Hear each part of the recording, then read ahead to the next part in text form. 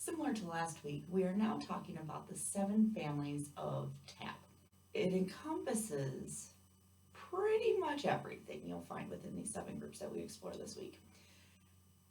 Now, this is geared a bit more towards our advanced dancers because at this point, when you're talking about these 7 families, you will have learned more of the basics and in some way, somehow you practice them with these other groups.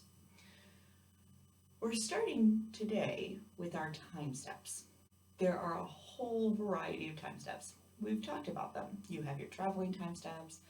You can do those either as a buck or rhythm time step or a standard basic. There are military time steps.